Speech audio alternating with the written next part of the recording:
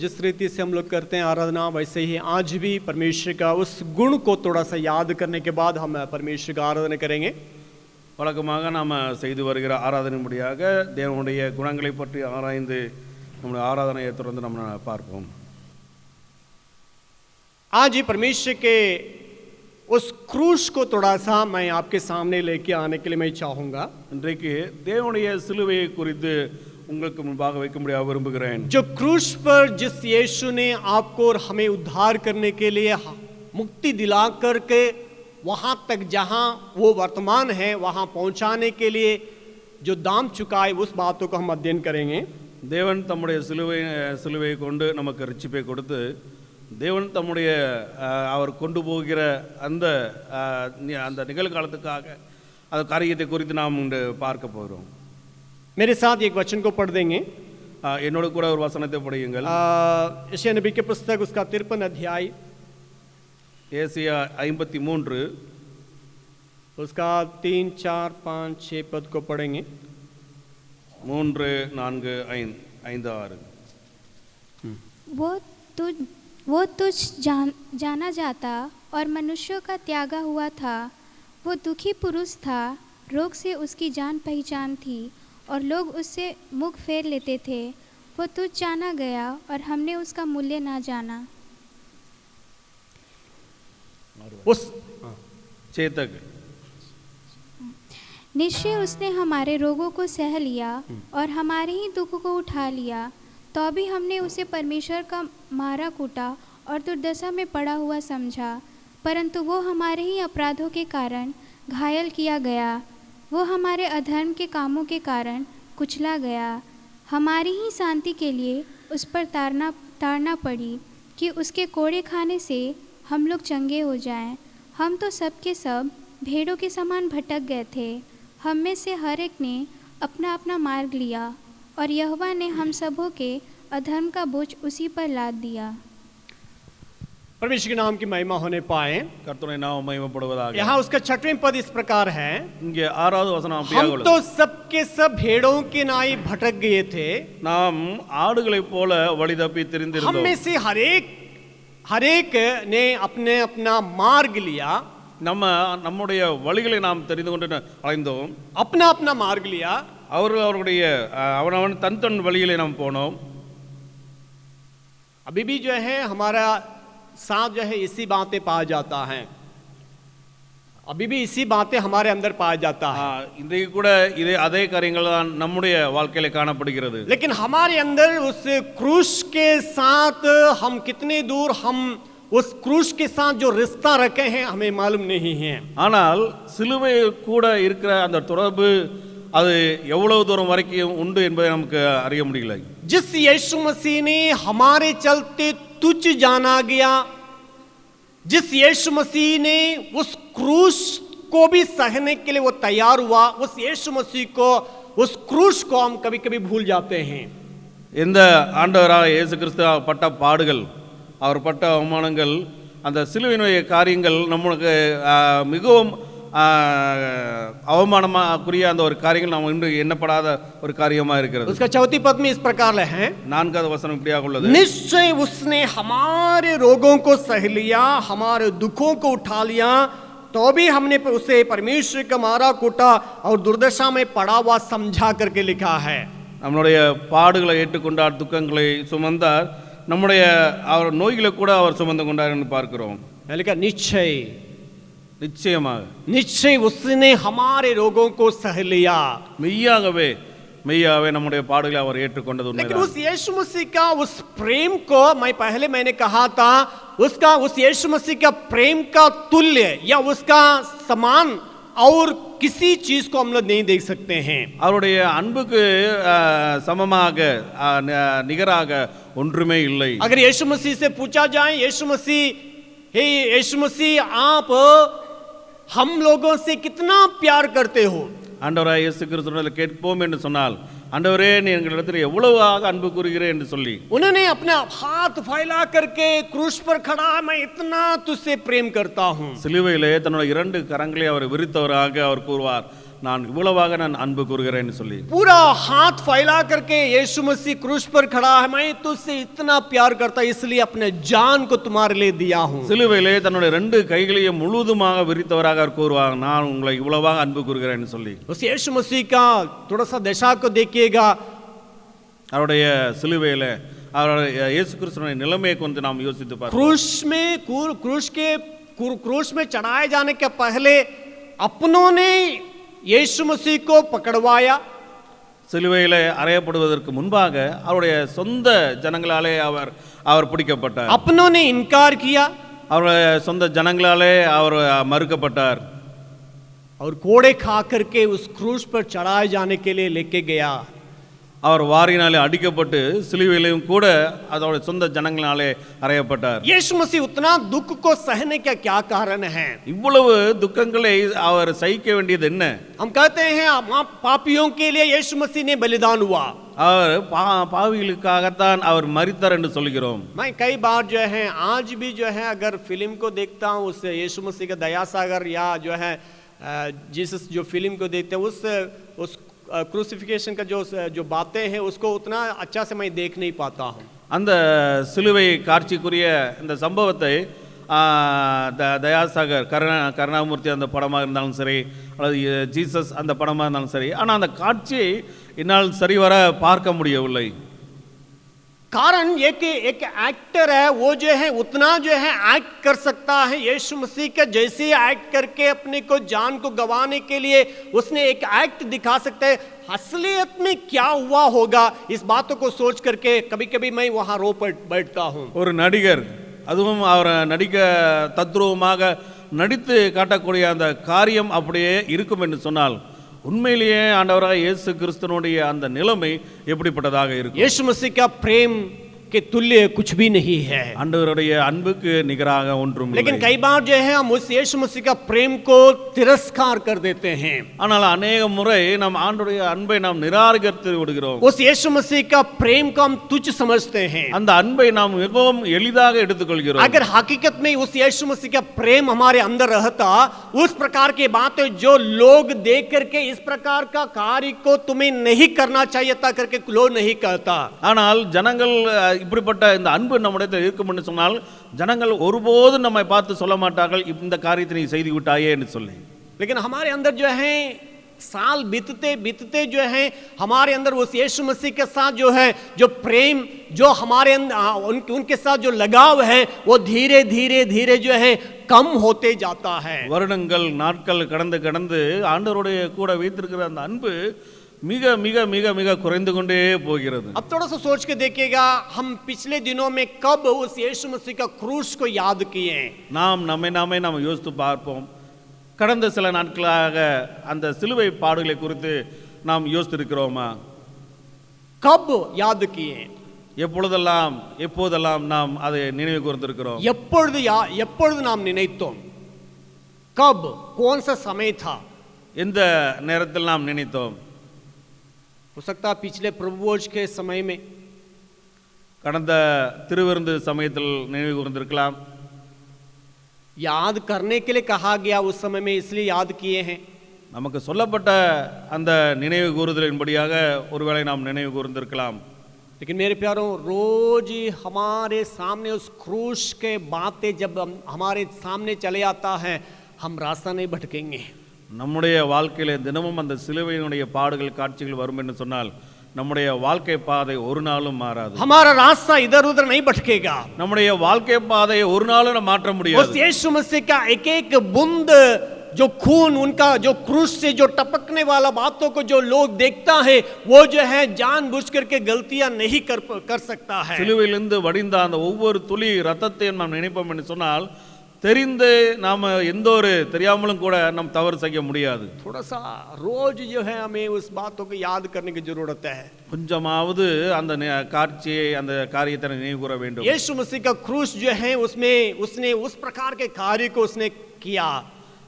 கிறிஸ்து நமக்காக அந்த சிலுவையிலே நம்ம இந்த காரியத்தை நமக்காகவே செய்தார். मैं इस प्रकार तमिल में लिखा हूँ, उस बातों को हम कितना उसका हिंदी में अनुवाद कर पाएंगे मुझे मालूम नहीं. கல்வாரியை கண்டாயா? मैं पहले पढ़ देता हूं, उसके बाद जो है मैं कोशिश करूंगा आपको समझाने के लिए. கல்வாரியை கண்டாயா, கல்வாரியில் கரையற்ற குருதி கசிந்ததை கண்களால் கண்டாயோ, கல்வாரி நாதர் கல்வனில் நல் கரிசனை கொண்டதை கண்டாயோ, கலங்கின தம் தாயை தாங்கிய தமையனை தந்ததை கண்டாயோ, கடைசியில் முடிந்தது என பிதாவின் சித்தத்தை முடித்ததை கண்டாயோ, கரிசனை கலந்து கசந்து போன உன்னில் நீ கண்டாயோ, சீரழிந்ததை சீக்கிரம் சிலுவையண்டை सीरबड़त वழி கண்டாயோ. इसका मतलब यह है यीशु मसीह का क्रूस को तुमने देखा है, और जो यीशु मसीह जो कलवरी क्रूस पर पाप रहित निष्कलंक खून जो गिरा है, उन बातों को तुम्हारे आंखें देखा है. कलवरी जो कैलवरी का यीशु मसीह के साथ जो क्रूस पर चढ़ाया हुआ उस जगह में जो दो चोर लोग, दोनों चोरों को क्षमा किया. एक से तो कहा था तुम मेरे साथ रहोगे, आज परदेश में मेरे साथ रहोगे. अनुग्रह के बातें उसने दिखाया वहां पर, उसके ऊपर. जो अपनी मां इस दुनिया में जो जन्म लेने के लिए यीशु के लिए जो कारण बनी, उसको ऐसे छोड़ के नहीं गया.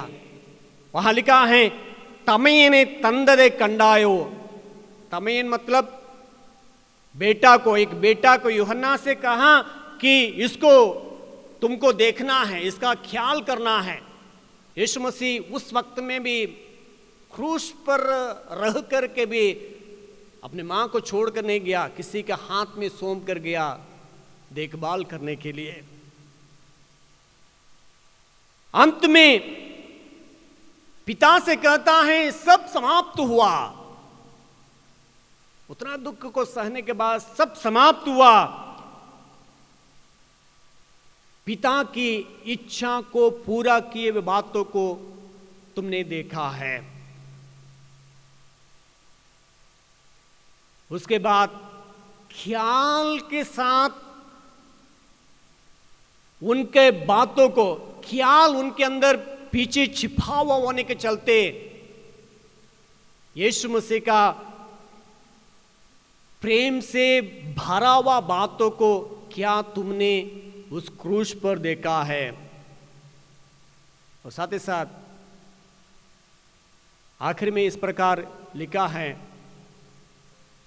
जो तुम्हारी जिंदगी जो बर्बाद हो चुका है, जल्दी से उस क्रूस के तले आकर के ठीक करने के लिए क्या तुम कोशिश कर सकते हो. यही इसका अर्थ है. मेरे प्यारों, हमारे अंदर जो क्रूस को सामने लेकर के चलता है, क्रूस के बातों को अपने मन में रख करके चलता है, वो रास्ता नहीं भटकेगा. யார் தன்னுடைய மனதில் சிலுவையினுடைய இந்த காட்சியையும் சிலுவையினுடைய காரியத்தை மனதில் வைத்தவரால் நடக்கிறவனுடைய வழி ஒரு நாளும் மாறாது. मत्ती सुसमाचार 27वें अध्याय उसका 27, 28, 29 वचन को पढ़ेंगे. மத்தேயு எழுதின சுவிசேஷம் 27 27 से लेकर 30वें पद तक पढ़ेंगे. 27 இருந்து 30 வரைக்கும் நாம் பார்ப்போம். तब हाकिम के सिपाहियों ने यीशु को किले में ले जाकर सारी पलटन उसके चारों ओर इकट्ठी की और उसके कपड़े उतारकर उसे लाल रंग का बागा पहनाया और कांटों का मुकुट गूंथ कर उसके सिर पर रखा और उसके दाहिने हाथ में सरखंडा दिया और उसके आगे घुटने टेक कर उसे ठट्ठों में उड़ाने लगे. ठट्ठों में उड़ाया और कहा हे यहूदियों के राजा नमस्कार, और उस पर थूका और वही सरखंडा लेकर उसके सिर पर मारने लगे. यहाँ देखते हैं यीशु मसीह को कांटों का मुकुट उसको सिर पर रखा. இங்கே நாம் பார்க்கிறோம் ஆண்டவராய் இயேசு கிறிஸ்துனுடைய தலையிலே முள்முடியை சூட்டினார்கள். और सरकंडा दिया और उसके आगे घुटने टेक कर ठट्टों में उड़ाने लगा. ஒரு கோலை கொடுத்து அவருக்கு முன்பாக மண்டியிட்டு அவரை கேலி செய்து யூதருடைய ராஜாவே வாழ்க என்று அவரை கேலி செய்தார்கள், பரியாசம் பண்ணினார்கள். उनके ऊपर थूका गया, அவர் மேல் துப்பவும் செய்தார்கள். उनके कपड़े उतारा गया. அவருடைய வஸ்திரங்கள் உருவப்பட்டது. जिस व्यक्तियों को यीशु मसीह ने भलाई किया, जिस लोगों को यीशु मसीह ने चंगा किया, तमाम लोग आ गए, आमने सामने खड़े हैं. அவராலே சுகப்படுத்தப்பட்டவர்கள், அவரிடத்திலிருந்து நன்மையை பெற்றுக்கொண்டவர்கள் கூட அவருக்கு முன்பாகத்தான் இருந்தார்கள். அவருடைய ஜனங்கள் கூட बहुत इज्जत के साथ यीशु मसीह वहां पाए जाते थे लोगों के सामने. ஜனங்கள் முன்பாக மிகவும் கௌரவமாக இருந்த ஒரு மனிதன் அவர். एक भविष्यद्वक्ता के रूप में जाने जाते थे. அவர் ஒரு தீர்க்கதரிசியாக ஜனங்களாலே அறியப்பட்டிருந்தவர். चमत्कार करने वालों के रूप में जाने जाते थे. அற்புதம் செய்கிறவராக ஜனங்களால் அறியப்பட்டிருந்தார். लोगों का ख्याल करने वाले करके जाने जाते थे. ஜனங்களை கவனித்துக் கொள்ளக்கூடிய, அவர்கள் மீது கவனம் கொள்ளக்கூடிய ஒரு மனிதராகத்தான் இருந்தார். लेकिन उसी यीशु मसीह को खड़ा करके, कांटों का मुकुट रख करके, अभी खड़ा करके, उनके हाथ में सरकंडे दे करके, मारते हुए, ठट्टा करते हुए और उनके चेहरे पर थूकते हुए, बालों को नोचते हुए यीशु मसीह का उस प्रकार खड़ा किया है. இன்றைக்கோ அவர் தலையிலே முள்முடி சூட்டப்பட்டு கையிலே ஒரு கோலை கொடுத்து அவரை பரிகாசம் பண்ணி வஸ்திரங்கள் உருவப்பட்டவராக, அவமானப்படுத்தப்பட்டவராக காணப்படுகிறார் எல்லார் முன்பாக. उसका 38वें वचन से लेकर जब पढ़ते हैं 38 வரைக்கும் நாம் பார்ப்போம், வசனம் 38 வரைக்கும் பார்ப்போம் என்று சொன்னால் उसका 38 पढ़िएगा. तब उसके साथ 2 डाकू एक दाहिने और एक बाएं कुर्सियों पर चढ़ाए गए. आने जाने वाले सिर हिला हिलाकर उसकी निंदा करते थे और यह कहते थे, हे मंदिर के डालने वाले और 3 दिन में बनाने वाले, अपने आप को तो बचा. यदि तू परमेश्वर का पुत्र है तो क्रूस पर से उतर आ. इसी रीति से प्रधान याजक भी शास्त्रियों और पुर्नियों समेत ठट्ठा कर कर कहते थे, इसने औरों को बचाया और अपने आप को नहीं बचा सकता. बस यहाँ लोग जो है ऐसा ठट्ठा में उड़ा रहे हैं. इन्होंने तो कई लोगों को बचाया, लेकिन ये खुद को नहीं बचा पाया.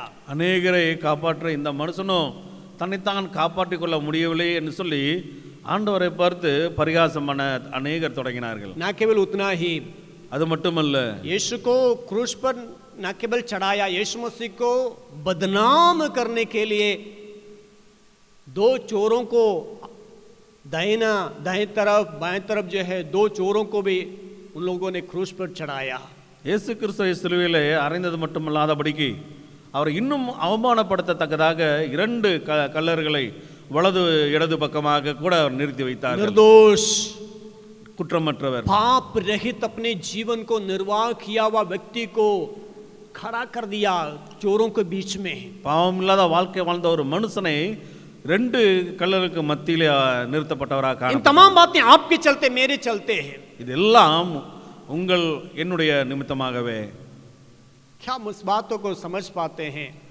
நாம இந்த காரியத்தை புரிந்து கொள்கிறோமா? उस यीशु मसीह का दुख को हम बर्दाश्त कर पाते हैं? இந்த துக்கத்தை நாம் நம்மால் சகிக்க முடியுமா? हमारे बारे में कोई कुछ कह दिया तो हम बर्दाश्त नहीं कर पाते हैं. யாராவது ஒரு வார்த்தை நம்மை பற்றி சொல்வார்கள் என்று சொன்னால் அதை கூட நம்மால் சகிக்க முடியாத एक शब्द हमारे बारे में कोई कह दिया, हम तुरंत ही जाकर के उनको 4 शब्द कह करके चले आते हैं. ஒரு வார்த்தைக்கு 4 வார்த்தை அவர்களை பேசிவிட்டு நாம் வந்து விடுகிறோமே.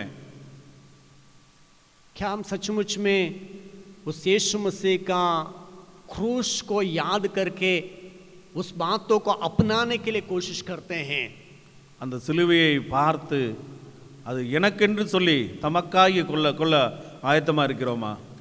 जो मसीह लोग जो हैं, किसी ने इस प्रकार कहा, जो मसीह हैं, जो यीशु मसीह पहले अपने जीवन को इस दुनिया में अच्छा से निर्वाह करके क्रूस पर चढ़ाया. கிறிஸ்தவத்தில் யாரோ ஒருவர் இப்படி சொன்னார்கள், கிறிஸ்து வாழ்ந்த பின்பு சிலுவையில் அறையப்பட்டார். ஆனால் கிறிஸ்தவன் சிலுவையில் அறையப்பட்ட பின்பு வாழ வேண்டும் என்று. मसीह वो होता है, मैं एक और बार इसको दोहराने के लिए चाहूंगा, यीशु मसीह अपनी जिंदगी को इस दुनिया में परिपक्वता के साथ, पवित्रता के साथ जीवन निर्वाह करके दिखाने के बाद क्रूस पर चढ़ा. लेकिन जो मसीह है, वो जो मसीहत में जो रहने वाला आप और हम, पहले यीशु मसीह के साथ क्रूस पर चढ़ाया जाना, उसके बाद यीशु मसीह के राह पर चलने का जरूरत है. लेकिन कई बार जो है हम उतर के चले आते हैं. ஆனால் அநேக முறை நாமும் அதை விட்டு விடுகிறோம், இல்லை நாம் அதை கடந்து சென்று விடுகிறோம். कई बार जो है क्रूस पर हम लोग कहते हैं हम यीशु मसीह के साथ क्रूस पर चढ़ाया हुआ व्यक्ति है करके कहते तो जरूर. அநேக முறை நாம் சொல்லுகிறோம் சிலுவையிலே கிறிஸ்துவை நான் அறையப்பட்டிருக்கிறேன்னு சொல்லி. लेकिन कई बार जो है उतर करके चले आते हैं. ஆனால் அநேக முறை அந்த சிலுவையை விட்டு இறங்கி நாம் சென்று விடுகிறோம். हमारा जो है जो भीतरी मनुष्य जो है जो मर गया करके हम कहते हैं, कभी कभी जो है उठ जाता है. அநேக முறை நம்ம உள்ளான மனிதன் மரித்து போயிருக்கிறான்னு சொல்லுகிற நாம், ஆனால் அநேக சில நேரங்களில் அந்த மனிதன் எழுந்து அவன் சென்று விடுகிறான், எழுந்து வந்துடுறான். तब पता चलता है हम कितना पानी में हैं. இதுல இருந்து நமக்கு தெரியுது நம்முடைய நிலைமை எந்த இடத்துல இருக்குன்னு हम சொல்லி. कितने मसीह में पा जाते हैं उस समय में पता चलता है. நம்முடைய கிறிஸ்தவத்தினுடைய நிலைமை இதுல இருந்து நமக்கு தெரிய வரும்.